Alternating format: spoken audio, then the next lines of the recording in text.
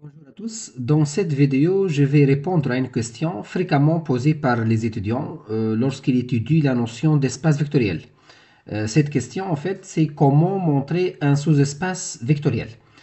Tout d'abord, donc je rappelle, donc si on a E, un espace vectoriel, bien sûr muni des lois plus et fois, la loi additive et la loi multiplicative, et F, une partie de E. Donc pour montrer que F est un sous-espace vectoriel de E, il y a deux méthodes essentielles. La première méthode s'appelle la méthode directe. Et dans cette méthode-là, donc, on va faire deux choses. La première chose, on va montrer que 0 de E appartient à F. Donc je rappelle que 0 de E, c'est l'élément neutre de la loi plus. Et deuxièmement, on va montrer que quel que soit alpha appartient à K. Donc ici, le K, c'est le R ou bien C. Et quel que soit xy, deux vecteurs qui appartiennent à F, on montre que alpha.x plus y appartient à F. Voilà. Donc ici, on commence toujours par 0 appartient à F. Et donc ceci, pourquoi? Pour montrer que F, il est non vide en fait. Que montrer que F, il est non vide pour pouvoir avoir des vecteurs x, y appartient à F. Et donc, on va prendre un scalaire alpha appartient à K, et on va prendre deux vecteurs dans F, et on montre que alpha x plus y appartient à F. Donc ça, c'est la première méthode, s'appelle la méthode directe pour montrer un sous-espace vectoriel. La deuxième méthode s'appelle la méthode du vect. C'est-à-dire, dans cette méthode-là, on montre que F égale vect d'une famille. Donc, vect d'une famille, par exemple, famille formée par x1, x2, ainsi de suite, jusqu'à xn. Donc, je rappelle que ce que ça veut dire vect. Ça, c'est le sous-espace vectoriel engendré par la famille de vecteurs x1, x2, xn. C'est-à-dire, quel que soit x appartient à f, il faut que ce x-là s'écrit sous la forme de alpha 1, x1 plus alpha 2, x2, ainsi de suite, jusqu'à alpha n, xn. Et donc ça s'appelle une combinaison linéaire. Donc cette expression-là, le x égale alpha x1 plus alpha 2 x2 jusqu'à alpha n, xn, s'appelle combinaison linéaire des vecteurs x1, x2, xn. Donc si on vient de montrer que notre partie f, ou bien la partie f s'écrit sous la forme vect d'une famille, donc ça va être immédiatement que f est un sous-espace vectoriel de E. Mais attention, on ne donne pas un exemple pour montrer qu'il s'agit d'un sous-espace vectoriel. Donc, pour montrer qu'il s'agit d'un sous-espace vectoriel, donc on suit ou bien la première méthode, c'est-à-dire la méthode directe, ou bien la deuxième méthode, c'est-à-dire la méthode du vect. Mais donner un exemple, ça va pas en fait, ça va pas donc prouver qu'il s'agit bien d'un sous-espace vectoriel. Et on peut donner un contre-exemple pour montrer qu'il ne s'agit pas d'un sous-espace vectoriel. Donc ici, on appelle un contre-exemple. C'est-à-dire, on donne un exemple pour montrer que cet ensemble n'est pas en fait un sous-espace vectoriel. Pour cela, on peut donner un contre-exemple. Et donc, pour montrer que f n'est pas un sous-espace vectoriel, on peut faire par trois façons. La première façon, on peut montrer que, par exemple, 0 de E n'appartient pas à f. Voilà. Donc, si on trouve que 0 de E n'appartient pas à f, ceci donne immédiatement que f n'est pas un sous-espace vectoriel. Ou bien, la deuxième méthode, pour montrer que f n'est pas un sous-espace vectoriel, on prend un vecteur x qui appartient à f, et on prend aussi un vecteur y qui appartient à f, mais par exemple, on trouve que x plus y n'appartient pas à f. Voilà. Donc si on trouve ça, donc on prend un vecteur x dans f, y dans f, mais la somme, donc ici la loi plus, c'est la loi définie de l'espace vectoriel, c'est la loi additive. Je trouve que la somme de ces deux vecteurs n'appartient pas à f. Ou bien, on a une troisième méthode, on prend un vecteur x qui appartient à f, et on prend alpha appartient à k, c'est-à-dire un scalaire. Donc, qui est k égale r ou c, mais on doit montrer que alpha x n'appartient pas à f. Voilà. Donc, c'est-à-dire, ou bien on utilise la loi plus, ou bien on utilise la loi fois. Et ici, la multiplication, c'est la multiplication par un scalaire. Donc, ça, c'est les trois méthodes pour montrer que f n'est pas un sous-espace vectoriel. Et donc, le contre-exemple que j'ai parlé précédemment, voilà, le contre-exemple, sera donc déduit de l'un de ces trois méthodes. C'est-à-dire, ou bien on montre que 0 n'appartient pas, ou bien on construit. Donc, on construit deux vecteurs qui sont dans f, mais la somme n'est pas dans f. Ou bien on construit un vecteur qui est dans f, mais si je multiplie par alpha, ça sort de f, c'est-à-dire alpha x n'appartient pas à f. Voilà. On va donner maintenant un exercice pour appliquer ces notions-là. Donc, dans cet exercice-là, dans chacun des cas suivants, dire s'il s'agit d'un sous-espace vectoriel de E, où E est un R espace vectoriel. Donc, on va commencer par la première question. Donc ici, on va prendre E, c'est le R carré. Et on va considérer F1, l'ensemble des couples XY dans E, tel que X égale Y. Donc ici, il est facile à voir que le 0 de E, donc ici le 0 de E en fait, c'est le couple 0, 0, parce qu'on travaille dans R carré. Donc ici, le couple 0, 0 appartient à F1. Voilà, ça c'est clair, car déjà on a 0 égale 0. Voilà, donc ici, il faut avoir cette condition-là. Il faut que le X égale Y. On a déjà 0 égale à 0. Donc ça, c'est vrai.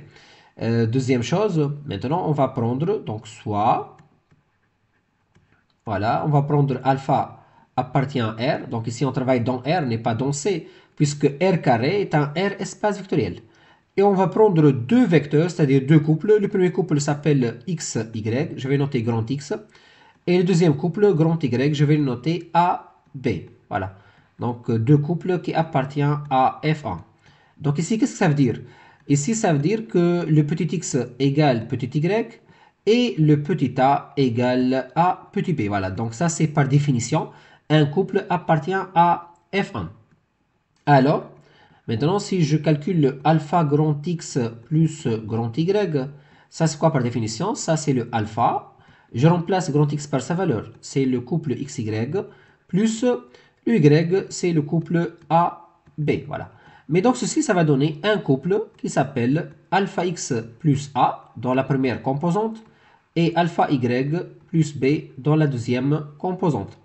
Donc, pour montrer que ce couple-là appartient à F1, il suffit de montrer que alpha x plus A égale alpha y plus B. Mais ça, c'est évident en fait. Or, on a déjà le x égale y. Et donc, ceci, si on multiplie par alpha, on va trouver que alpha x égale alpha y. Et on a déjà A égale à B. Voilà, donc ça, c'est d'après ce qui précède.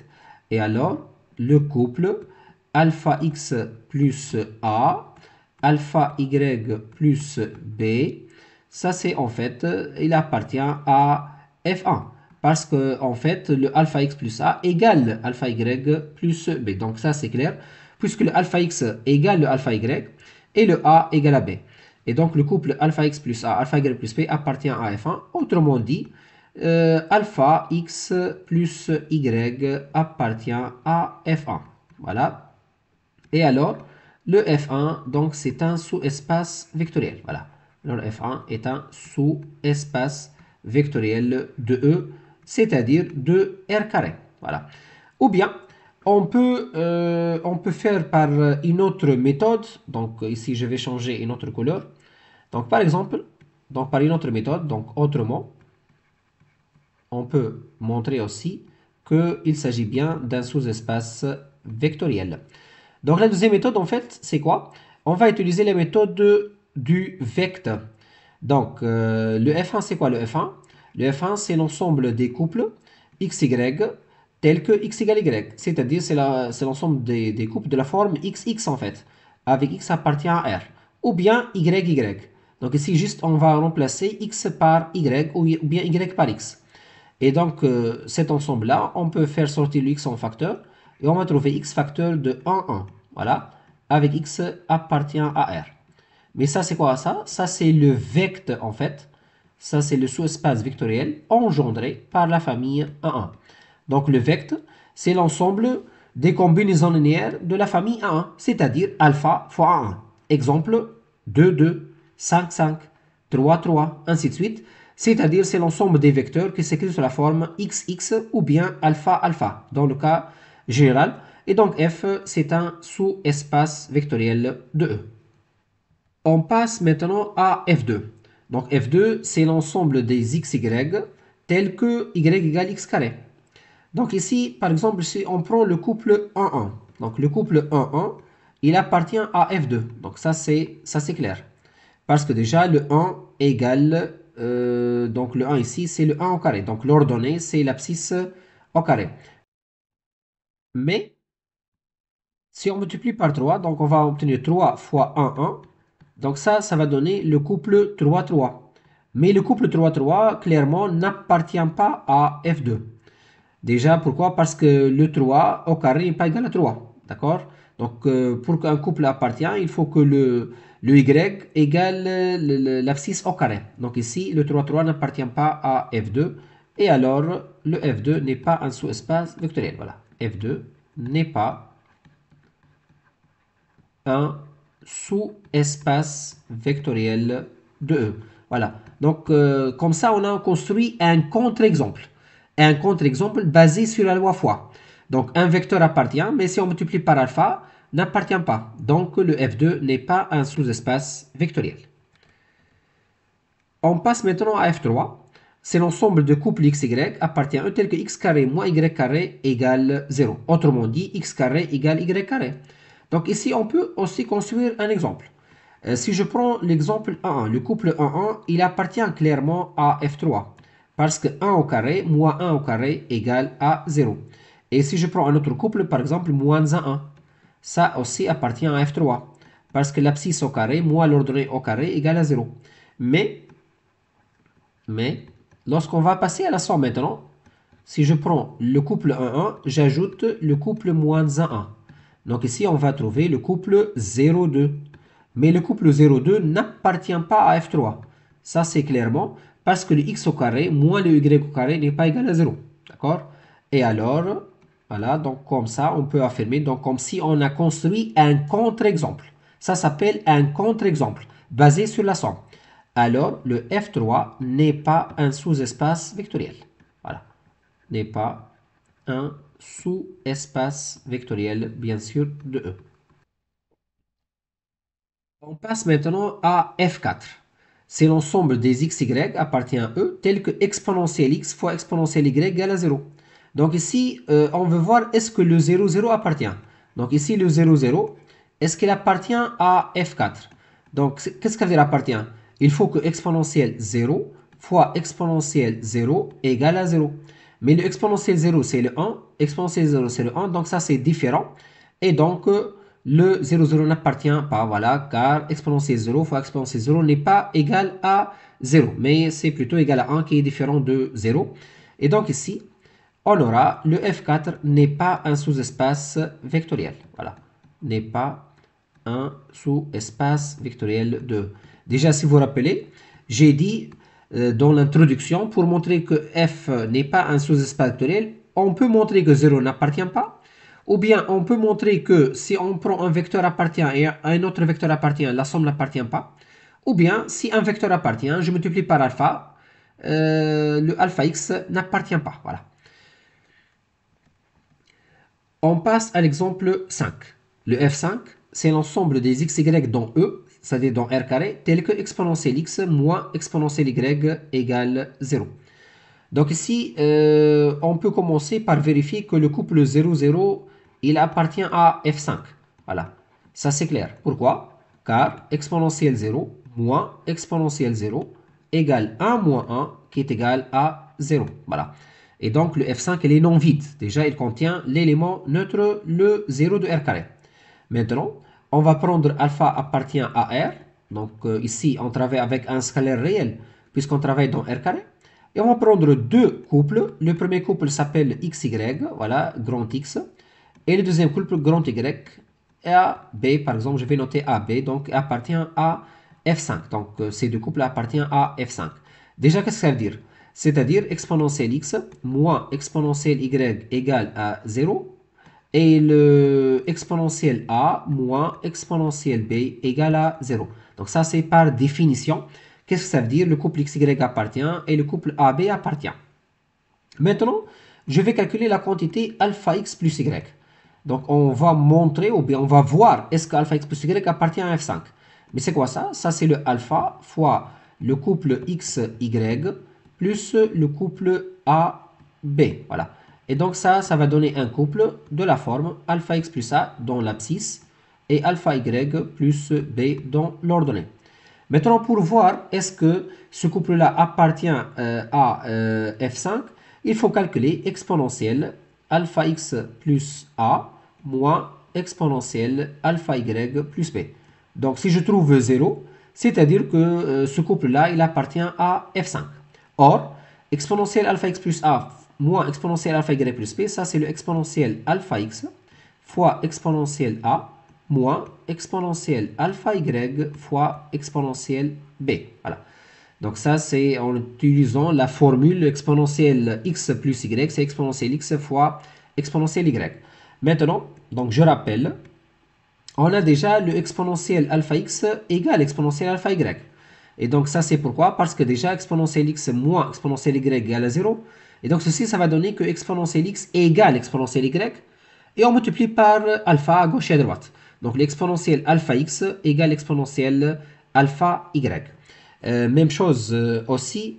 Donc ici, on a le exponentiel a égale à exponentielle b. Donc ça, c'est pourquoi? Parce que déjà, exponentielle a moins exponentielle b égale à 0.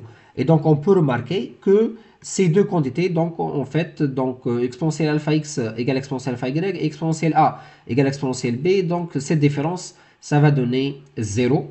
Et alors, donc ceci, ça va donner automatiquement que le alpha x plus y, il appartient à f5. Voilà. Alors, comme conclusion, f5 est un sous-espace vectoriel de E.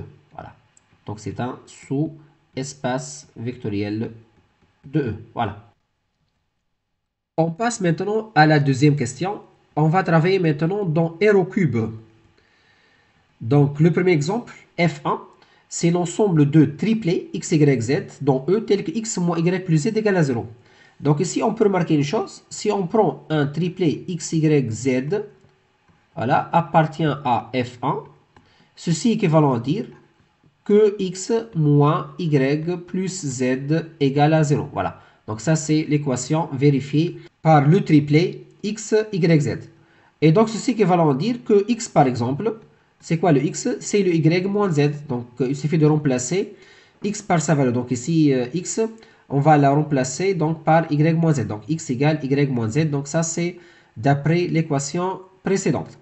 Et donc, si je reviens au triplet x, y, z, ça c'est quoi? Ça c'est le y moins z, y, z. Voilà. Donc juste ici, on a remplacé le x par y moins z. Voilà.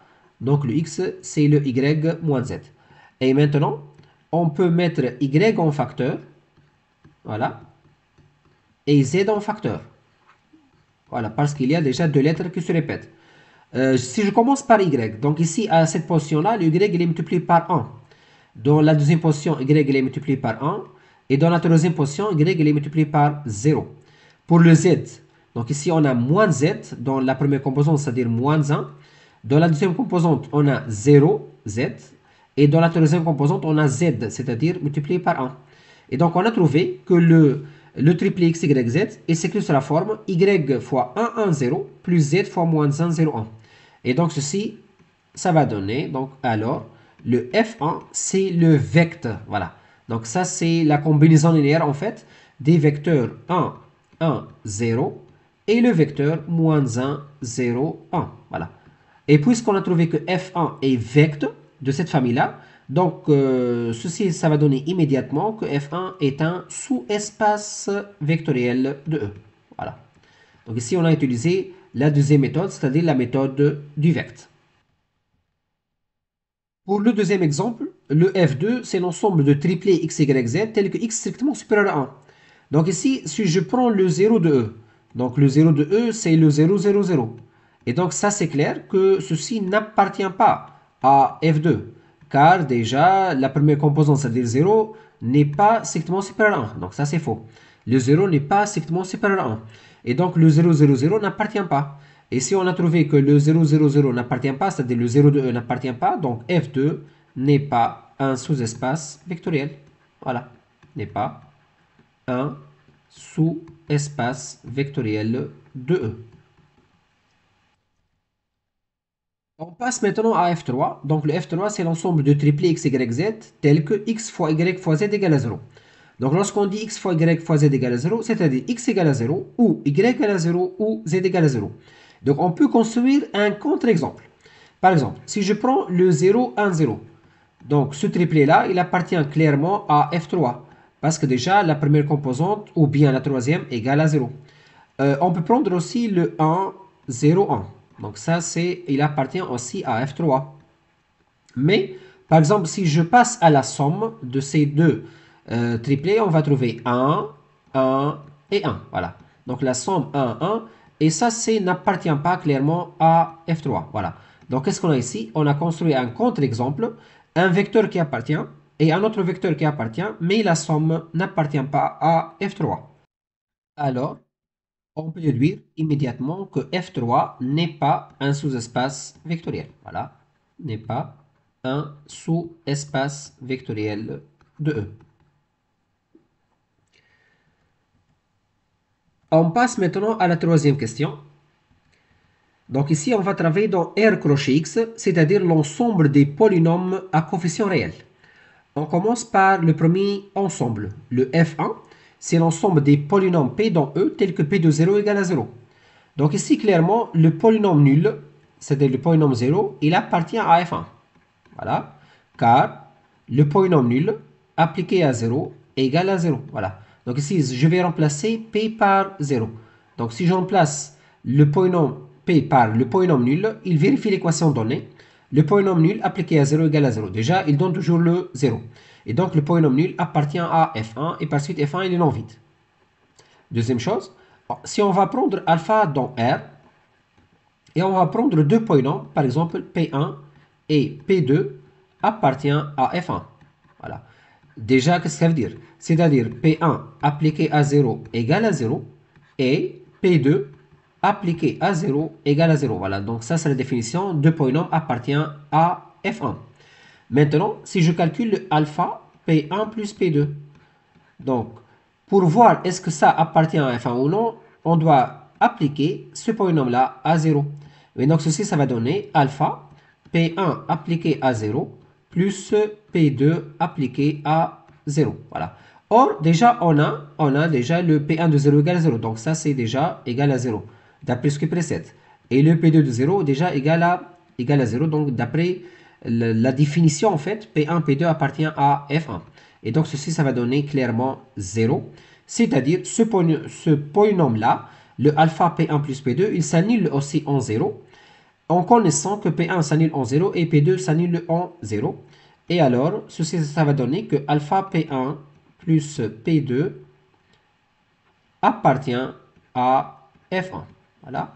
Et donc, F1 est un sous-espace vectoriel. Voilà.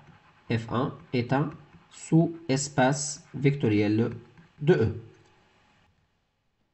Le deuxième exemple maintenant, on va prendre F2, l'ensemble des polynômes, tels que degré de P est égal à N, avec N dans N étoiles.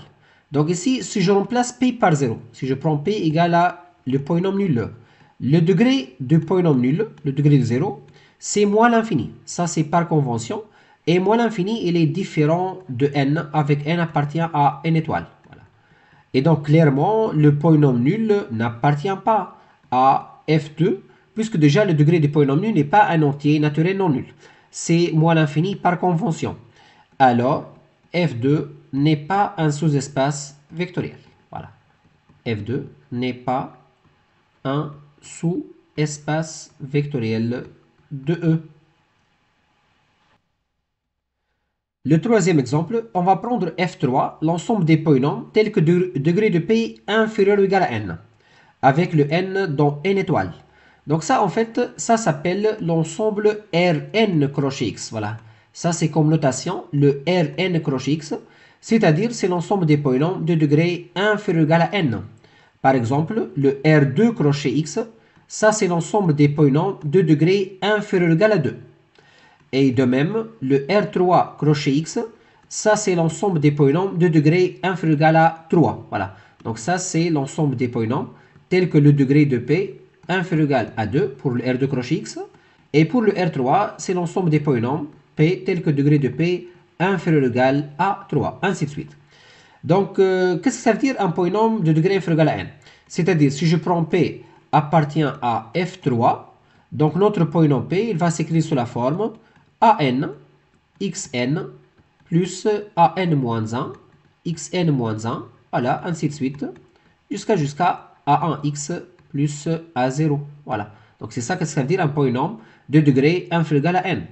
Et donc, vous pouvez remarquer que la famille x à la puissance n, x à la puissance n-1, x et 1, donc ici on a 1, le A0 fois 1, ça c'est une famille génératrice. Autrement dit, le F3 n'est autre que le vecte en fait. Donc ça c'est le vecte de la famille x à la puissance n, x à la puissance n-1, ainsi de suite, jusqu'à x1. Voilà. C'est-à-dire, tout polynôme dont F3 il s'écrit sous la forme de combinaison linéaire de ces vecteurs-là. Donc c'est pourquoi on a écrit vecte. Et donc, on peut conclure facilement que F3 est un sous-espace vectoriel de E. Voilà.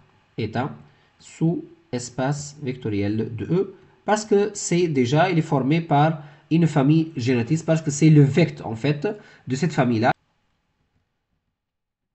On passe maintenant à F4. C'est l'ensemble des polynômes P tels que P' divise P. Donc ici, si je prends l'exemple x carré par exemple, x carré c'est un polynôme qui appartient à F4.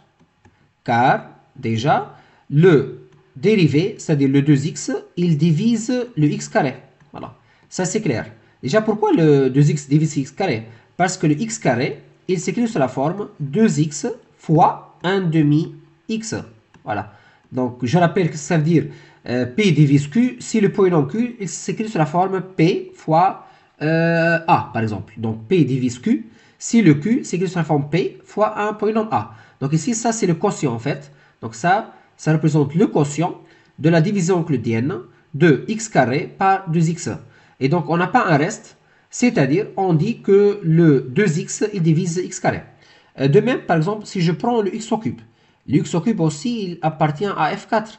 Car déjà, le x au cube, il est divisible par sa dérivée. C'est-à-dire 3x carré. Voilà, le 3x carré, il divise x au cube. Ça, c'est clair. Pourquoi? Parce que le x au cube, déjà, il s'écrit sous la forme 3x carré fois 1 tiers x. Voilà. Donc ici, le 1 tiers x, ça va jouer le rôle de quotient. 1 tiers x, ça c'est le quotient en fait de la division euclidienne de x au cube par 3x carré. Mais si on va passer à la somme, donc si on va passer à la somme, le 2x plus 3x carré, donc ceci ne divise pas en fait, ne divise pas la somme x carré plus x au cube. Donc on peut montrer ça facilement à l'aide d'une division euclidienne. Si on va faire la division euclidienne de x carré plus x au cube par 2x plus 3x carré, on ne va pas trouver 0. Donc ici, on va trouver le reste. Donc si on va faire cette division, on va trouver que le reste, il est différent de 0. Et si je trouve le reste différent de 0, c'est-à-dire on n'a pas cette divisibilité. Et alors, voilà, donc le F4 n'est pas un sous-espace vectoriel. Voilà, n'est pas un sous-espace vectoriel de E. Donc ici, on a construit un contre-exemple. Un polynôme appartient, un autre polynôme appartient, mais la somme n'appartient pas. Le F5 maintenant, c'est l'ensemble des polynômes P dont E tel que x plus 1 divise P. Donc tout d'abord, il est facile à voir que le polynôme nul appartient à F5. Voilà.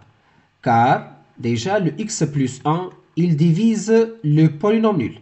Donc si je remplace ici P par 0, donc ça c'est vrai. Le x plus 1 divise le polynôme nul. Parce que le polynôme nul égale x plus 1 fois 0. Maintenant, si je prends alpha appartient à R, et on prend P1 et P2 appartient à F5. Donc, qu'est-ce que ça veut dire ça? C'est-à-dire que x plus 1, il va diviser le polynôme P1, Et aussi, le x plus 1, il va diviser le polynôme P2. Et donc, ceci, ça va donner clairement que x plus 1, il va diviser alpha P1, puisque déjà il divise P1, plus P2. Voilà. Donc, déjà, qu'est-ce qu'elle dit x plus 1 divise P1? C'est-à-dire que P1, donc ici, il s'écrit sur la forme x plus 1 fois un certain polynôme Q1, par exemple. De même, lorsqu'on dit x plus 1 divise P2, c'est-à-dire P2, il s'écrit sous la forme x plus 1 fois un certain polynôme Q2. Et donc, si on passe à la somme maintenant et en multipliant donc ici par alpha, donc on va trouver que alpha P1 égale alpha x1 Q1. Et donc, si on va passer à la somme, on va trouver que x plus 1, il va diviser alpha P1 plus P2, parce que déjà, le alpha P1 plus P2, il s'écrit sous la forme x plus 1 facteur de alpha Q1 plus Q2. Donc ici, on va passer à la somme, on va trouver alpha P1 plus P2 égale le x plus 1, voilà, facteur de alpha Q1 plus Q2. Voilà. Et donc ça, c'est le quotient en fait. Ça, c'est le quotient de la division euclidienne de alpha P1 plus P2 par x plus 1. Donc ici, on n'a pas un reste, c'est-à-dire on a cette divisibilité, le x plus 1 divise alpha P1 plus. Et donc ceci, ça va donner que alpha P1 plus P2, il appartient à F5, puisque déjà il est divisible par x plus 1. Et donc en conclusion, on a déjà le polynôme nul appartient et alpha P1 plus P2 appartient à F5, donc F5 est un sous-espace vectoriel de E. Voilà, est un sous-espace vectoriel de E. Voilà, finalement, je vous remercie pour votre attention.